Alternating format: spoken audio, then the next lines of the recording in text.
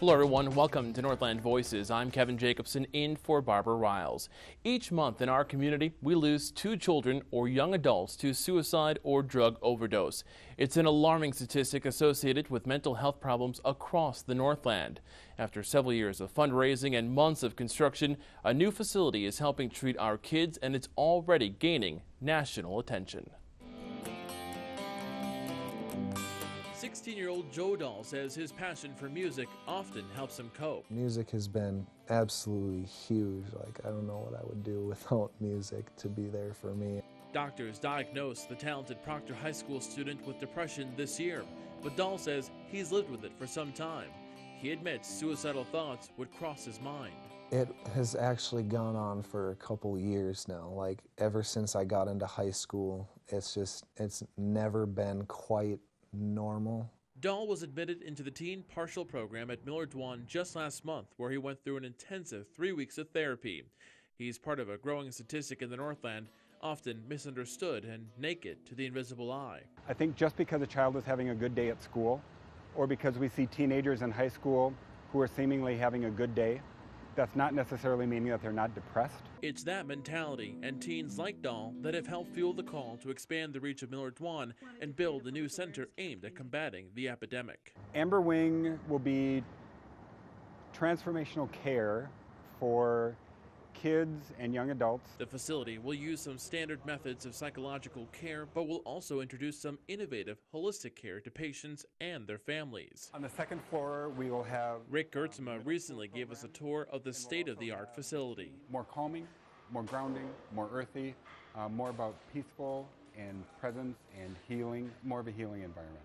The $6 million facility has come together in a short amount of time thanks to generous donations from the community.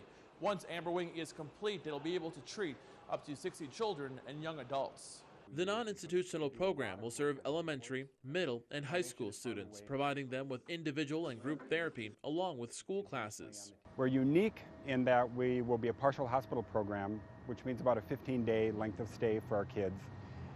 But we will also offer alternative therapies, which will include art therapy, music therapy, drama, animal-assisted therapy, pet therapy, occupational therapy, and a yoga studio.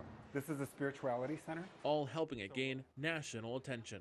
I've never seen such a thoughtful program where every detail has been really attended to. So if there's a pop of thunder... Sherry Manning is a nationally renowned therapist. She is training Amber Wing staff dialectical behavior therapy skills, such as feelings, emotions, and stress tolerance. Control. And how to teach patients alternate behaviors to avoid bad habits. How you deal with life when it throws you things that often will make us do things that we regret doing them. From the community support Amber Wing has received to the faces behind the program, Manning says experts will look to the program as inspiration. I'm already holding it up to people and saying, you know, I think this is what we can aspire to. Aspirations that begin with family. One of our missions is to not only address the depressions and the suicide and the anxiety, but how do we also get families involved in care? For those who've experienced the therapy firsthand, they say it's important to have an open mind. You know, if you can get the help you need, it can make things a lot better. Help that'll be more readily available when the doors of Amber Wing open in September. Officials with Miller-Dwan say they've never turned away a child from seeking help, no matter the family's financial situation. Joining us now is Dr. Rick Gertzma, the clinical supervisor of Amber Wing, and Pat Burns, the president of the Miller-Dwan Foundation. Thank you very much for both of you being here. Thanks for having us. We should mention that things at Amber Wing look a lot different. We did that story back in May when things were under construction. Things are now open at Amber Wing. Tell us a little bit about what Amber Wing is, first of all. Well, Amber, as you saw in the previous piece, we really are now doors open. We have a lot of noise, a lot of activity, and all of the therapies that we talked about that we wanted to implement are now being implemented. And how does that feel to get to that point? It's exhilarating. It's exciting.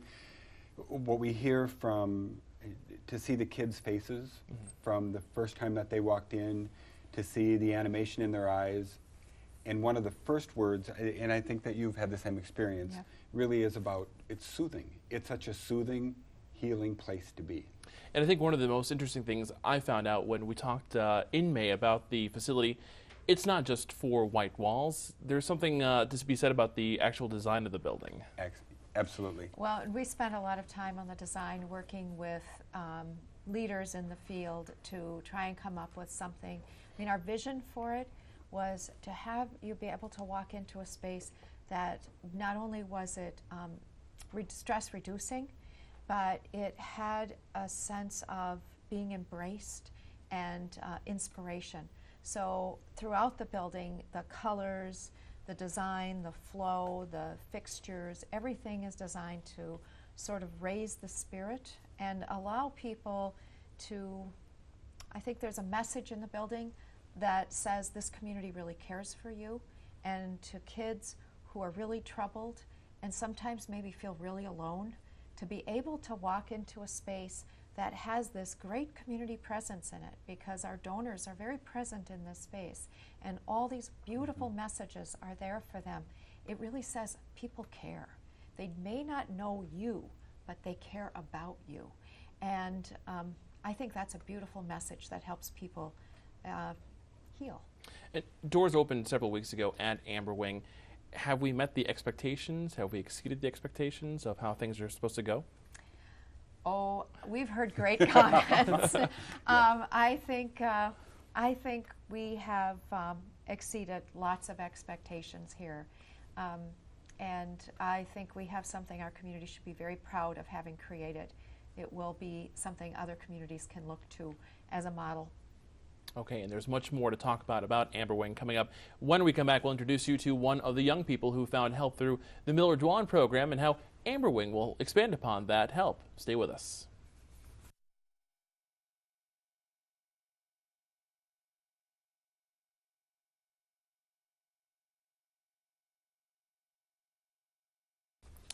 It can happen to anyone, anywhere. Substance abuse is a growing problem among Northland youth. In fact, according to the Miller-Dwan Foundation, 2 children die from drug overdoses or suicide each month in our region. As we continue our Mending the Mind reports, a young Duluth woman opens up about her drug addiction and the fight to overcome the stigma. 20-year-old Tierney Garver has come a long way in just